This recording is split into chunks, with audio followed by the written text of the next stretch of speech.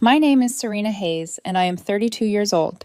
If you had asked me on that Christmas Eve what family meant, I might have given you the dictionary version, something about loyalty, blood, or the bonds that tie us together.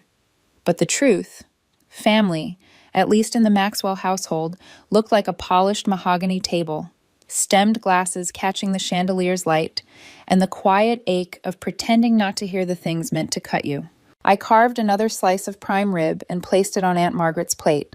She gave me the small, apologetic smile she wore at most family gatherings, a little lift at one corner of her mouth that said, "I see you, even when they don't." Beside her, Uncle Robert lifted his wine, throat clearing in the way of men who expect attention. He had ruled Maxwell Construction for decades, king of blueprints and bluster, and tonight his voice filled the room like a verdict. "Let's be honest," he announced, cupping the bowl of his glass as if it were an audience. "Some things need to go back to the way they were intended. Leadership positions should stay in the bloodline." Aunt Linda didn't wait for the echo to settle. "Exactly," she chimed in, tipping her glass in my direction. "Blood is thicker than water. It's time we remembered that." There it was, the cut. No knife required. Derek and Melissa sat across from me, flanking a gilded centerpiece like bookends. Derek, 28, cufflinks, and a jaw he worked when he was pleased with himself, smirked over the rim of his glass. Melissa offered me a bright, brittle smile, the kind people use when they've already decided who belongs in a picture and who doesn't. "Don't take offense, Serena," Derek said, dragging out my name, the way children test a fragile toy. "It's just, Grandpa built Maxwell Construction for Maxwells." I smiled the way you do when you're not allowed to laugh. I understand the sentiment. Uncle Robert leaned back, pleased with the shape of the conversation. He'd perfected the tone of benevolent patriarch over 40 years, the kind that made cruelty sound like duty. "We've been discussing company structure," he said, watching me the way a cat watches a mouse pretend it's not cornered. "Going forward, we need to ensure leadership is committed to the Maxwell name." "But Serena is committed," Aunt Margaret murmured, fingers tightening around her napkin. "She has her own interests," Robert cut in. "All that computer business. We need people invested in our legacy." My water tasted colder than it should have. "I'm sure you'll do what you think is best." Aunt Linda refilled her glass. "Serena's done well for herself considering where she came from." She said it sweetly, like a compliment, like a pat on the head. I heard the room the way you hear a storm gathering.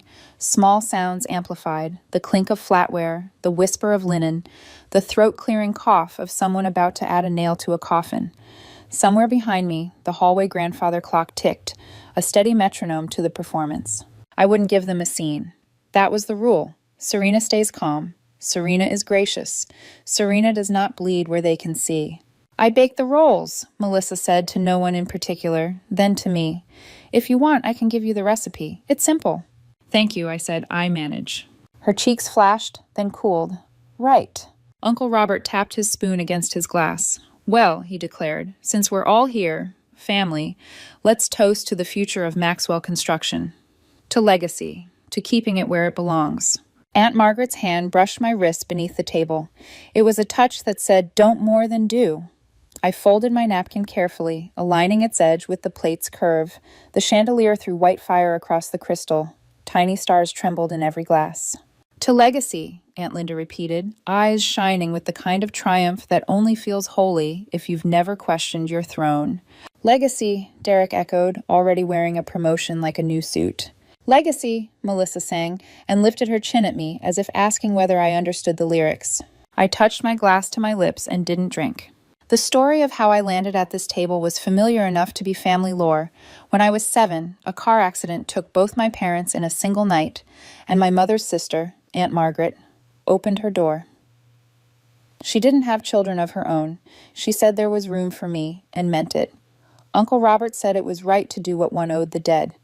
He made sure I knew the difference. "We're raising you out of duty," he told me when I was 9, and again when I was 11, and again at 16 for emphasis. "Don't mistake gratitude for entitlement." I didn't mistake it. I carried it like a glass, carefully, quietly, and far from the edge of any table. When I graduated valedictorian, Uncle Robert clapped with 2 fingers and told people we'd invested in tutoring. When I got a full scholarship to MIT, Aunt Linda said luck picked its favorites. When I started my own company at 23 and it worked, actually worked, the family settled into a new rhythm of dismissing the unfamiliar. To them, my work was computers, which meant magic, which meant unbelonging. Witchcraft only counts if it's poured into the family goblet. Serena's been awfully quiet, Aunt Linda observed now, tilting her head like a curious bird. Cat got your tongue? Just enjoying the conversation, I said. Aunt Margaret exhaled through her nose, a small sound only I noticed. It meant, please stop poking her. It meant, I don't want to clean blood from linen tonight. I pressed the tines of my fork against the plate and watched a bead of gravy slide along like a planet slipping from orbit. It struck me as funny, the physics of it. Everyone talks about gravity as though it's the main principle of family, what pulls you in, what keeps you from floating away. But there are other forces, momentum, friction, the quiet drift that happens when no one notices you've been moving farther out for years. I suppose there are decisions you'll be announcing, I said lightly, rescuing them from their thirst for a spectacle. If I was going to be cut, I might as well choose the blade. Robert brightened. Since you ask. Derek will step in as VP of Operations next month. Melissa will take finance. And Linda, he lifted his glass to his wife, has agreed to lead a proper HR department. Finally, Melissa breathed, a chance to use my MBA. Aunt Margaret dabbed her mouth. And Serena? The temperature in the room shifted. Maybe it was only my skin. Uncle Robert smiled the way some men smile before closing a door. Serena has carved out a path of her own. We're proud of her independence. Proud. Independence. Words that, when stitched together, make a flag you can wave while you exile someone. It's not just computers, Aunt Margaret said softly. Tell them about your... It's not important, I said. It wasn't. Not to them. Importance here came stamped with a last name and notarized by a family tree. Derek leaned back, fingers laced behind his head, a prince measuring his kingdom. Real leadership, he said, and rolled the words in his mouth like a cigar he wasn't allowed to smoke at the table. Real leadership, I repeated, tasting the ash of it. Exactly what the company needs. Silence drew a pale ring around the room. Aunt Linda shifted. Melissa focused on her wine. Robert studied my face with the intensity of a foreman, checking for cracks in a foundation he insisted was flawless. Through the kitchen doorway, I could see the housekeeper stack plates, efficient and invisible. It struck me that I had arrived in this family the same way, doing the work, leaving no trace, making sure the shine stayed.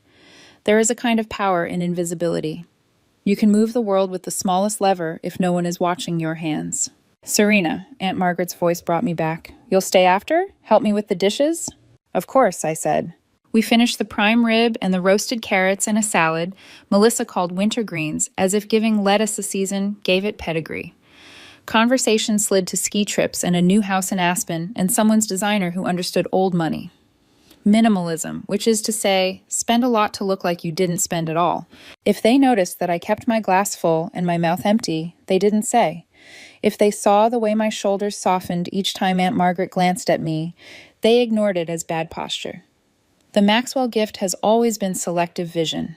When the plates cleared, we shifted, the way families do, into comfortable choreography, men to leather chairs, and grand pronouncements, women to kitchen clatter and duty. I rose with Aunt Margaret. She touched my elbow and whispered, I'm sorry. For what? I asked, voice light, knife flashing under the faucet. For all the ways this house insists on being itself. I let the water run hotter until steam blurred the window and turned the yard lights into halos. You've always kept a space for me, I said. That's more than most houses do. She nodded, eyes shining in the steam. Still. In the living room, Uncle Robert's voice gathered momentum. Through the doorway, words drifted in. Revolutionize. Family. Legacy. The old liturgy. I dried my hands and set the knife down. My reflection leaned toward me from the dark window. Steady, a little tired, mouth curved at the edges like I found something funny. What are you thinking? Aunt Margaret asked.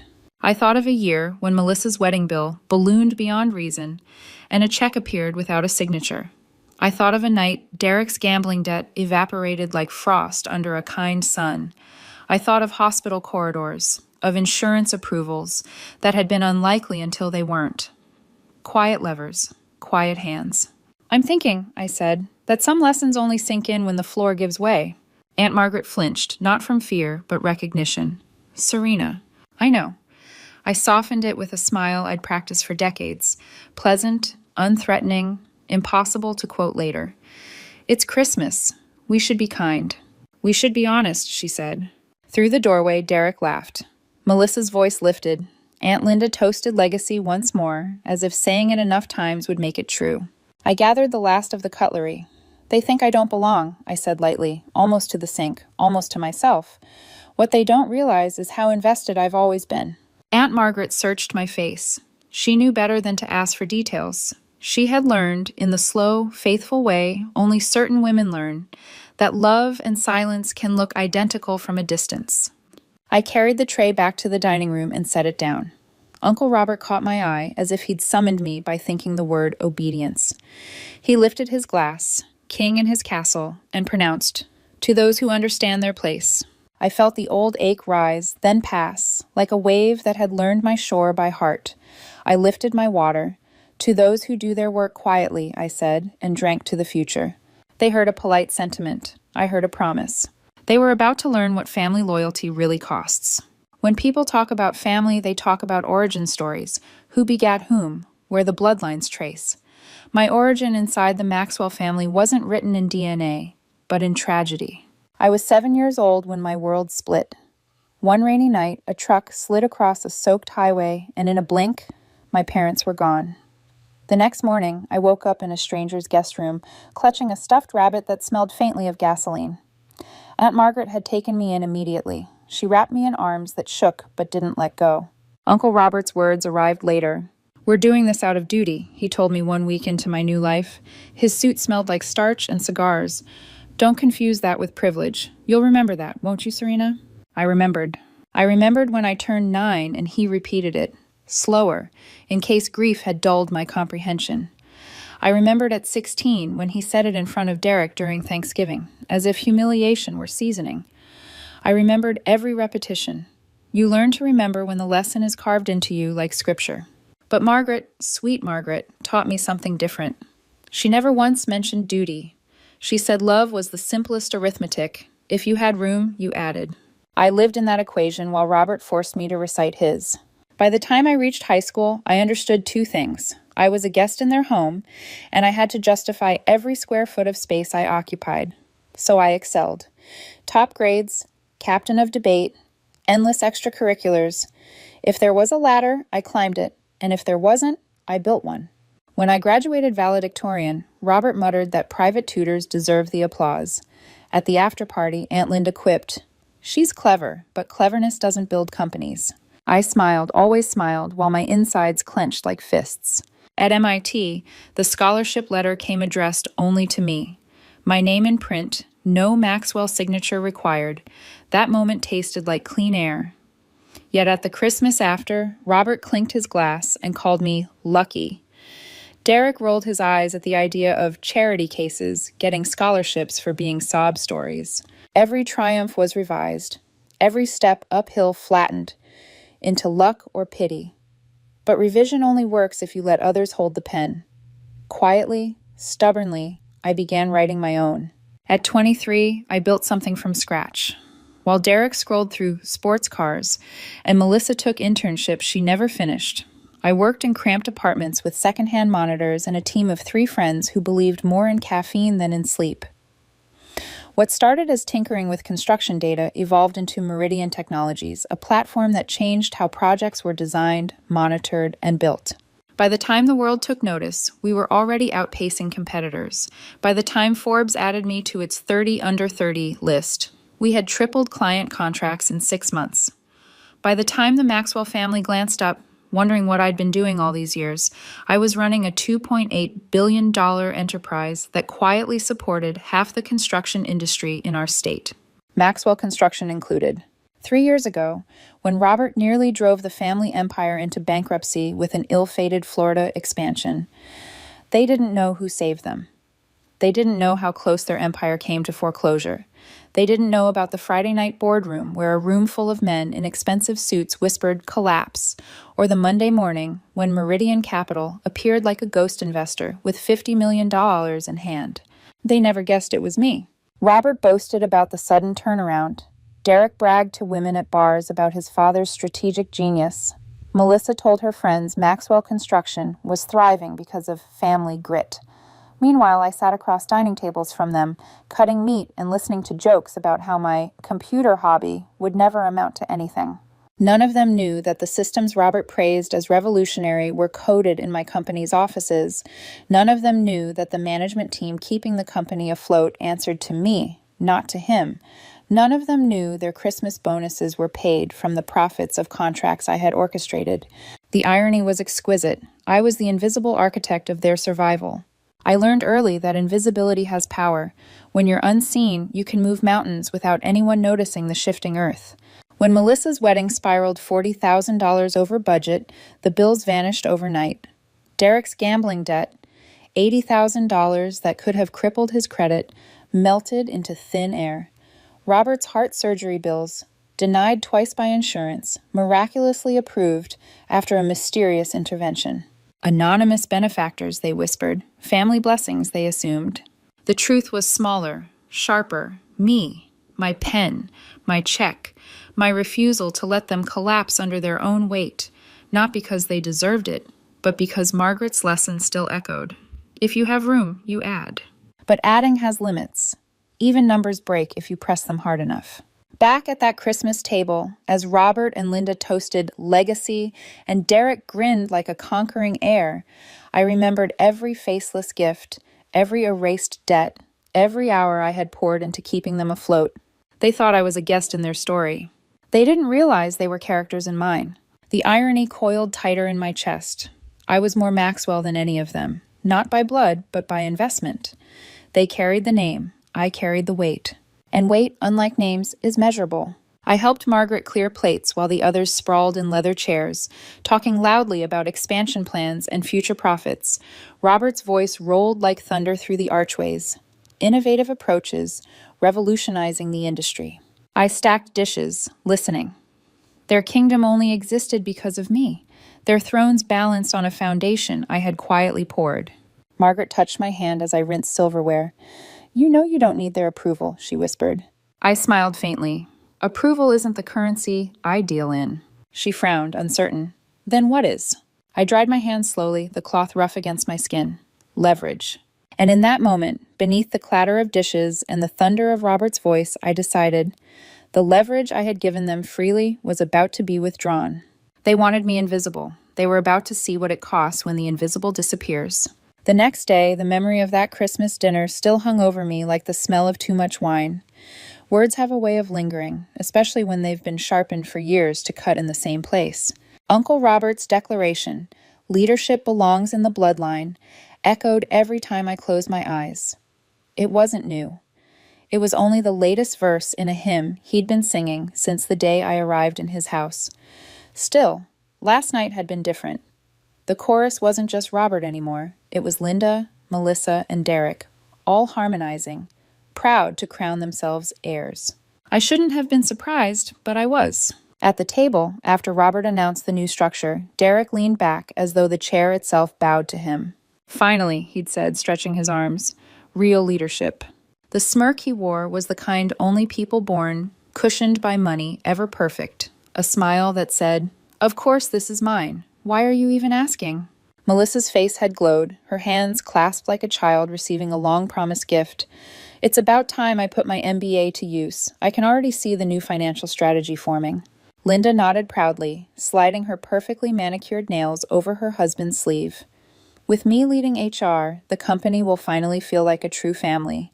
Structure, warmth, everything tied together. Their words floated across the table, each syllable gilded with entitlement. I wanted to laugh, not because their claims were funny, but because they had no idea.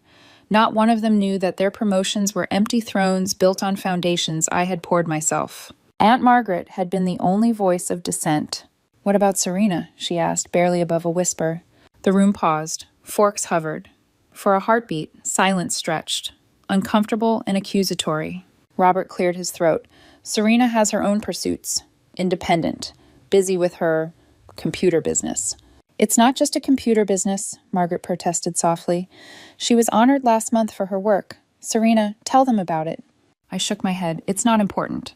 The truth was, a glossy magazine had named me one of Forbes' 30 under 30 for revolutionizing construction technology. But in that dining room, surrounded by eyes sharpened for envy, the award was a torch I refused to hold. Recognition in the Maxwell family wasn't acknowledgement. It was ammunition. Robert smiled like a man who had shut a door firmly. See, she understands her place. She's done well considering where she came from. Considering where she came from. The phrase hung like smoke. Later, while they retired to the living room to plot out their empire's glorious future, I stood with Margaret in the kitchen doorway, listening. Derek was talking about streamlining operations, which to him meant firing competent people and replacing them with drinking buddies. Melissa bubbled about optimizing cash flow, which translated neatly into raising her own salary.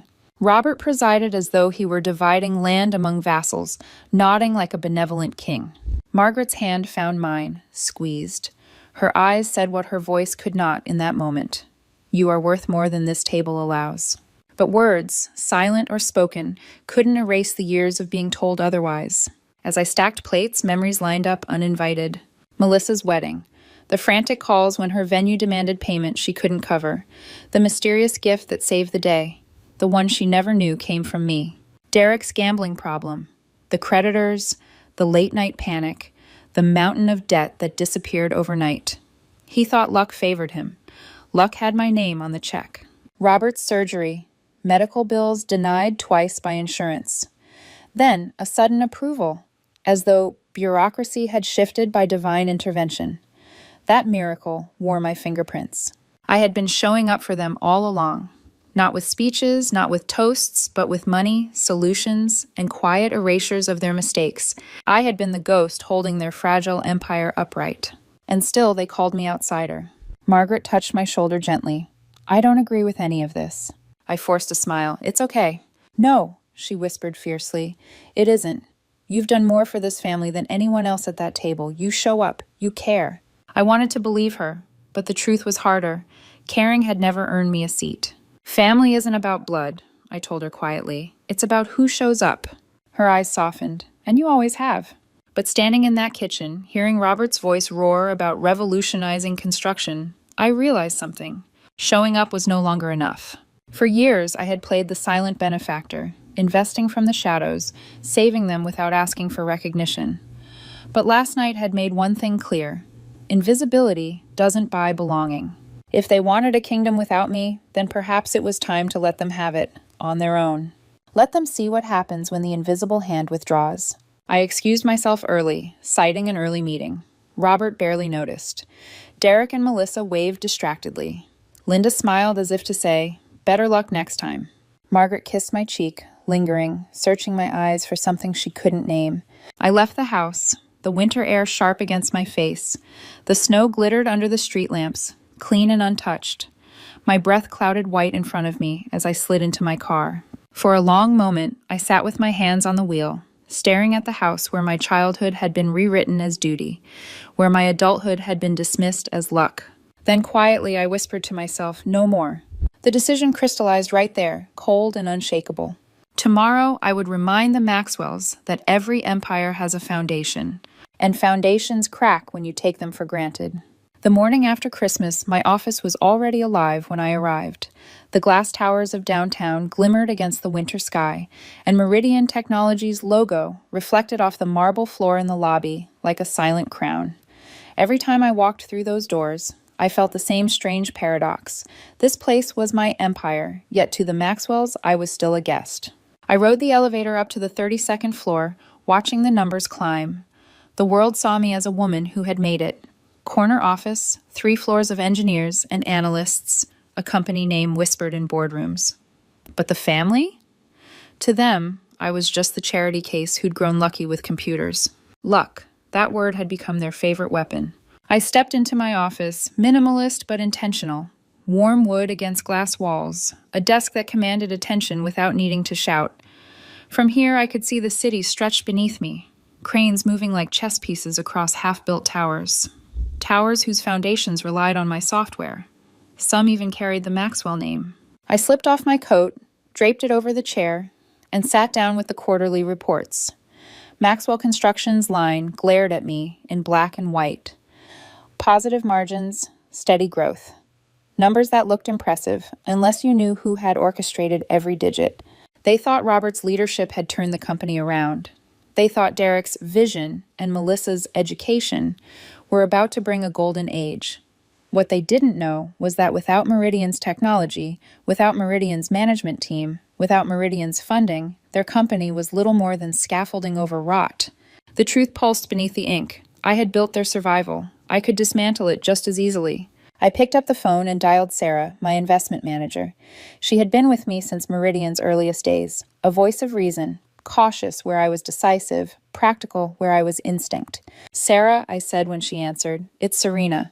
"Morning. You're in early, even for you." "I've made a decision. I need you to initiate a complete divestiture from Maxwell Construction." There was a pause on the other end. I could hear the faint shuffle of papers. "You want to pull out?" "Serena, that's one of our most successful turnarounds. They've been posting consistent profits. Market share is stabilizing."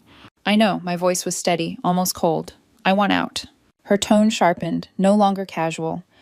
"Can I ask why? If this is about diversification, there are gentler ways to restructure the portfolio."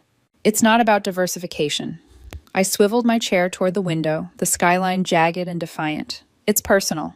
Sarah knew better than to push when I said that word. Still, she hesitated. "You realize this means calling in $50 million in callable debt, immediate withdrawal, plus we'd be terminating contracts worth at least $20 million annually. That's seismic."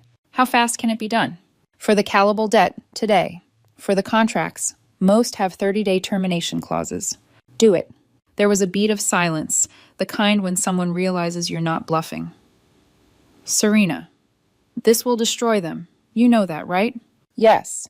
I watched a crane lower a steel beam into place on a site far below. That's the point.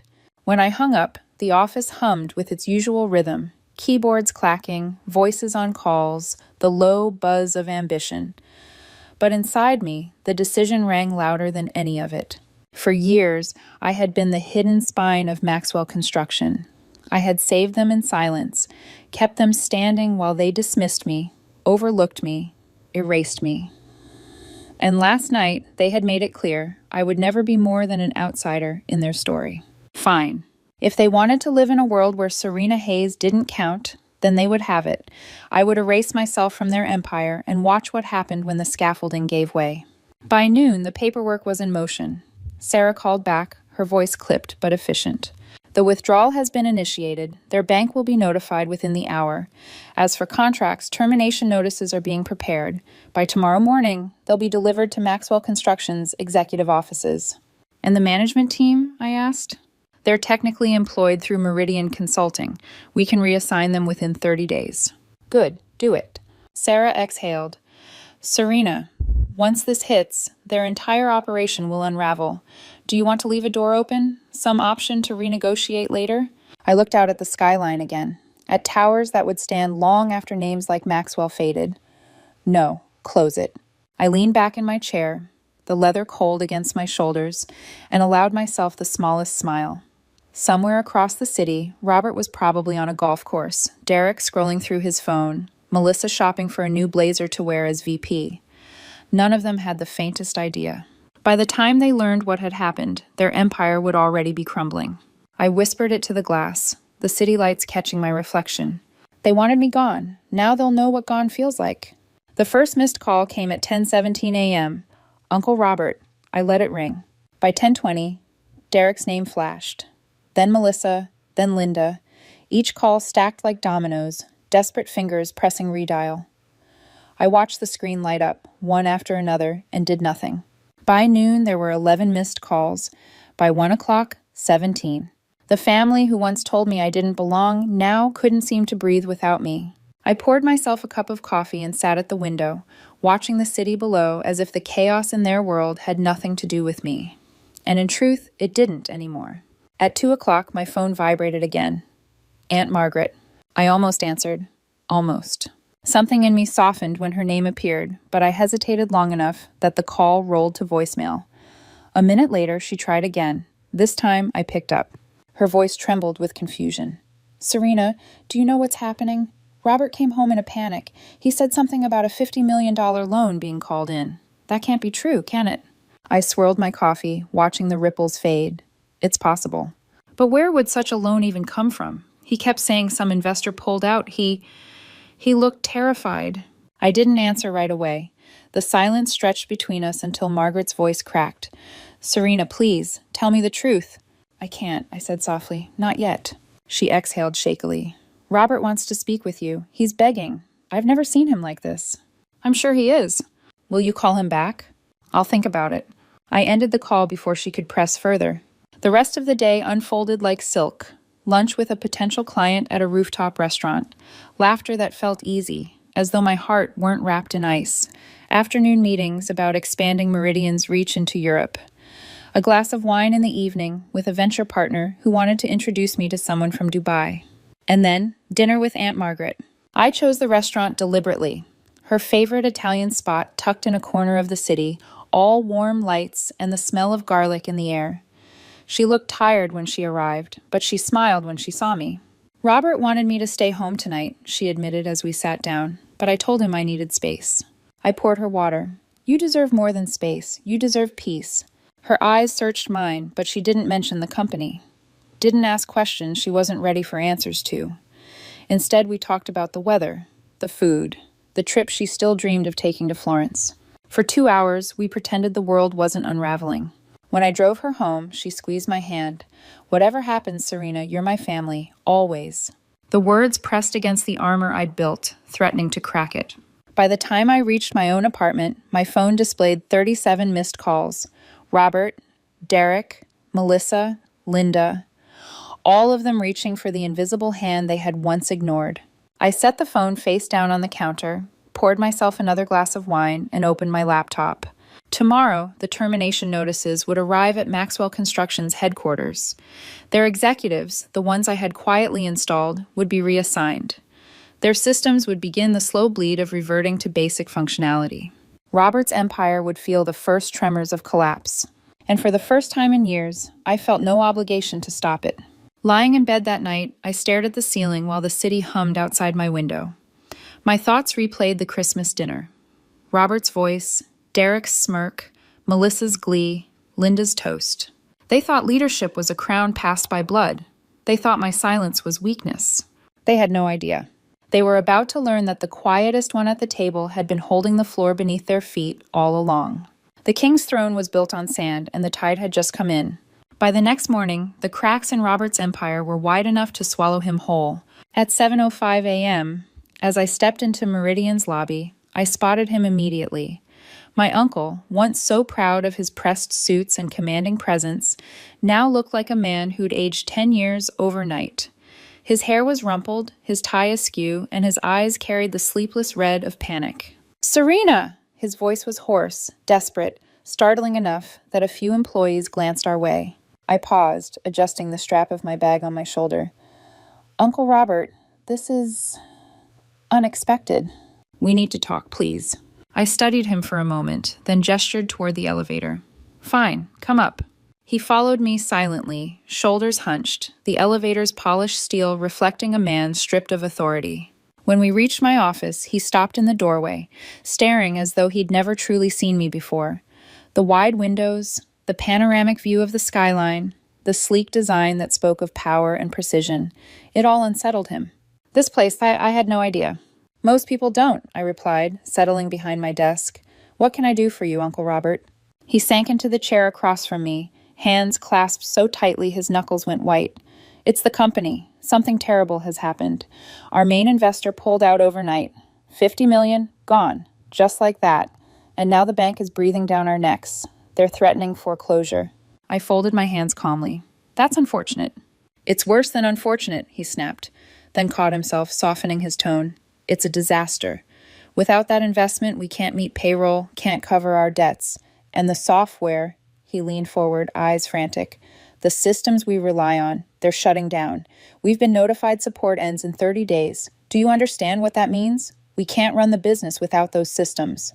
"Yes," I said quietly. "I understand perfectly." Robert dragged a hand down his face.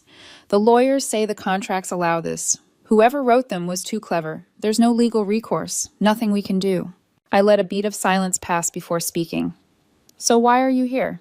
His eyes darted to mine, pleading. Because we need help. I need help. You have connections, Serena. Investors. People who trust you.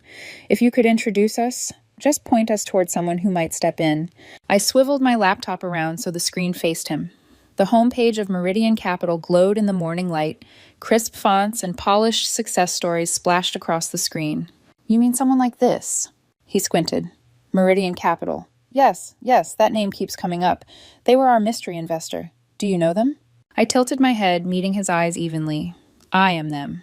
For a long moment, silence devoured the room. Robert blinked, then let out a strangled laugh. That's impossible. It isn't. My voice was calm, steady. Meridian Technologies owns Meridian Capital, and I own both. 3 years ago, when your company was drowning, I invested $50 million. I restructured your debt. I provided the systems that made your operations efficient. I installed the management team that turned losses into profit. I saved Maxwell Construction. He stared at me, mouth opening and closing like a fish gasping for air. No, that can't. It can, I cut in, sharper now. While you were boasting about brilliant leadership, I was the one holding the company together. While Derek bragged about his future as VP, I was paying off his debts. While Melissa gushed about legacy, I was covering her wedding costs. While Linda toasted family, I was funding her vacations. And while you told me at Christmas that I didn't belong, I owned 60% of the company you call a bloodline. Robert slumped back, the weight of my words crashing down on him. His lips trembled. I had no idea. Of course you didn't. You never asked what I actually do. You just assumed I was dabbling with computers. His hands shook as he reached for his glass of water. He didn't drink, just held it, clinging to it like a lifeline. Serena, I was wrong. About everything. You've accomplished more than any of us, and I... His voice cracked. I treated you like you weren't family. I dismissed you, I mocked you, and now I need you. I leaned back, studying the man who had spent years carving the word duty into my skin as if it were love. Tell me, Uncle Robert, I said softly. Are you sorry because of what you did, or because you finally realize what I've done? He broke then. His shoulders sagged, his face pale with sweat. Both. God help me, both. The silence between us thickened until it was almost unbearable. And then I smiled, a small, sharp smile that made his eyes widen. Good, I said, because now you're going to learn what family loyalty really costs. Robert's mouth opened, but no sound came out. The man who once commanded construction crews with a bark and boardrooms with a fist now looked like a child waiting to be scolded. You want me to save Maxwell Construction? I asked, my tone crisp. He nodded quickly, desperate. Yes, please. Without you, the company will collapse in weeks. Serena, I'll do anything. I rose from my chair and walked to the window. The city stretched before us, steel and glass, catching the morning sun. So many buildings, so many foundations. I thought of how each one required care, calculation, balance, something Robert had never understood. He had believed legacy alone could keep structures standing. I'll tell you what's going to happen, I said, still facing the skyline. His chair creaked as he leaned forward, hope flashing in his eyes. Yes? Maxwell Construction will fail, I said flatly. Within 6 months, maybe less. And when it does, I'll buy the assets for pennies on the dollar. I'll rebrand it Meridian Construction. I'll retain every employee who wants to stay, under better pay and benefits. I'll build it into something real. Robert paled. What about us? I turned then, slowly, deliberately. What about you? Derek, Melissa, Linda, me. We've given everything to that company. We can't just... You haven't given anything, I snapped, finally letting my voice harden. Derek strolls in late and leaves early. Melissa waves an MBA she's never used like it's a passport to leadership.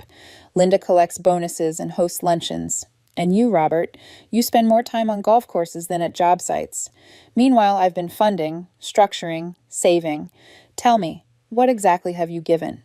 His lips quivered. We kept the legacy alive. Legacy doesn't pay debts, I said coldly. Competence does. He swallowed hard. Please, Serena, give us another chance. Give me another chance. I folded my arms. Fine, here are the terms. He straightened, clinging to the word like a drowning man to driftwood. Derek will be fired in the first week, I began. He's incompetent and careless. Melissa can apply for an entry-level position if she's willing to learn the business from the ground up. Linda can apply too, provided she earns it through merit. As for you, I let the silence hang. You'll work as a foreman, on the ground, wearing a hard hat, not a crown. Robert's face drained of color. You can't be serious. I am. That would humiliate us. Humiliate me. Exactly. He blinked, stunned. Why? Why would you do this? I leaned forward, resting my hands on the desk. Because humiliation is the only language you understand. For years, you humiliated me, reminding me I wasn't blood, dismissing every success, cutting me down at every table. You wanted me on the outside, looking in. Now, Robert, you get to know how that feels. His breath came shallow, fast. Serena, I'm begging you. I'll make you a partner. I'll give you respect, recognition, whatever you want. I studied him, this man who once thought raising me was charity. I don't want to be your partner, and I don't want your respect. I want you to feel the weight of what you built, not with money, but with arrogance. I want you to understand that family isn't entitlement. It's work. It's showing up when it matters. His hands shook as he gripped the arms of the chair. You'll ruin us. No, I said softly. You already ruined yourselves. I'm just removing the scaffolding. For a moment, the office was silent except for his ragged breathing. Then, in a voice stripped of pride, Robert whispered, I'll do it, whatever you ask. I sat back, folding my hands. Not yet. First, you'll admit what you did wrong. He blinked at me. I already said I was sorry. No, I corrected. You apologized because you need my money. I want you to admit what you did. Every single thing. Robert's jaw tightened, his face flushing. That's not easy. Neither was growing up in your house. His eyes dropped to the carpet. Slowly, haltingly, he began. I treated you like you weren't family. Keep going. I made you feel unwelcome at every gathering. His voice cracked. I dismissed your achievements. I assumed your success was luck or pity or charity. His words stumbled. I never gave you credit. I mocked you. I envied you. There it was, the truth trembling out of him like a confession. And what else? I pressed. His eyes filled, his voice breaking. I knew it was you. The anonymous gifts, the debts that vanished, the bills that were paid. I knew. Deep down, I knew. And instead of thanking you, I pretended it was fate, or nothing, because I couldn't bear to admit the girl I called an outsider was the only one keeping us alive. His chest heaved. He wiped his face with the back of his hand, shaking. I let the silence hang, heavy and deliberate. Finally, I leaned back and said, now we're starting to get somewhere. Robert's confession hung in the air like smoke after a fire, acrid, undeniable, and impossible to breathe around. His shoulders trembled beneath the weight of words he'd never meant to speak aloud. I didn't move. I wanted him to sit in it, to feel the sting of truths he had avoided for decades. When he finally looked up, his eyes were bloodshot, desperate. Is that enough? No, I said calmly. It's a start. He pressed his palms together as though praying. Serena, I admit it. I treated you like a burden. I made you feel less than. I shut you out because I was jealous. You had everything I didn't. Brilliance, resilience, the drive to build something lasting. And I couldn't stand that the adopted girl had surpassed the blood heirs. The words sliced through me. Adopted girl, surpassed. They should have felt like triumph, but instead they dripped with years of bitterness. I kept my voice even. So you punish me for succeeding? He winced. Yes. I told myself I was protecting the family legacy, but the truth is, I was protecting my pride. Finally, honesty, stripped of ceremony. I circled my desk and stood in front of him. You want another chance? You want me to even consider saving Maxwell Construction? Yes, he whispered. Then it won't be quiet this time. No more secrets. You're going to call Derek, Melissa, and Linda. You're going to tell them exactly who I am, exactly what I've done, and you're going to admit, word for word, that you were wrong.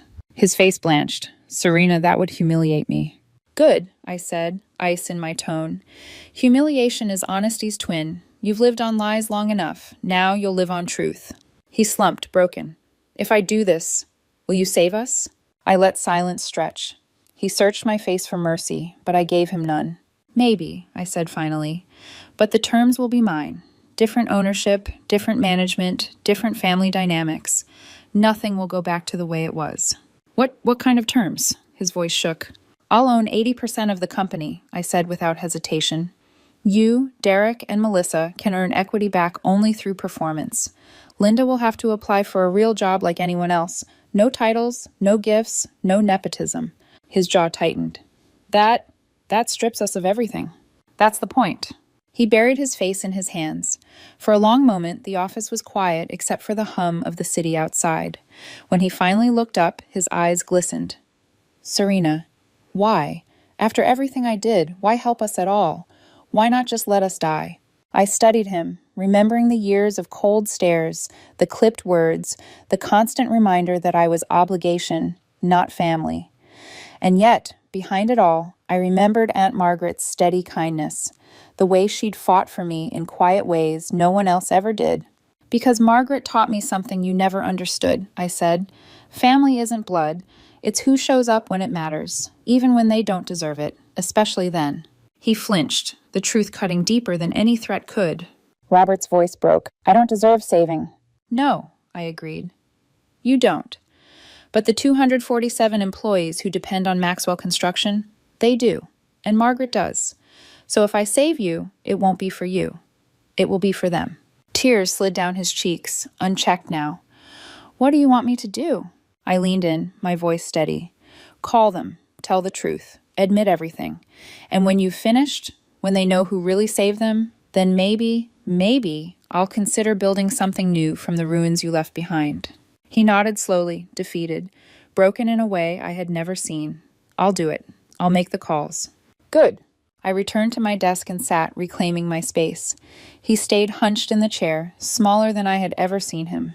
And for the first time in my life, I felt the balance shift. The outsider was no longer at the table's edge. I was the one who set the table now. 3 months later, Maxwell Construction was no more.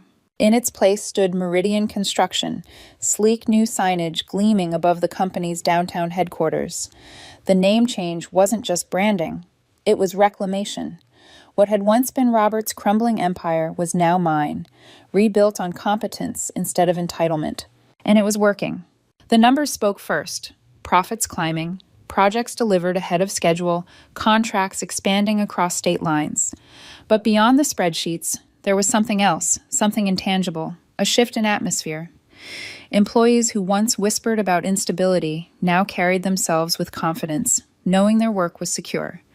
For the first time in years, the company had a future worth believing in. Robert still worked there, not as a king, not as a patriarch, but as a foreman. On my visits to job sites, I sometimes caught glimpses of him, steel-toed boots, hard hat pulled low, clipboard in hand. At first, the sight had unsettled me.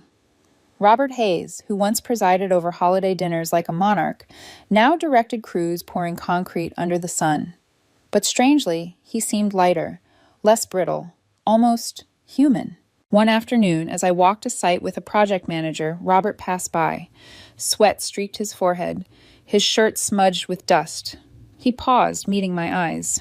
Morning, Serena, he said quietly. No arrogance, no edge. Just simple acknowledgement. I nodded. Morning, Uncle. It wasn't forgiveness, not yet, but it was something. Melissa surprised me most.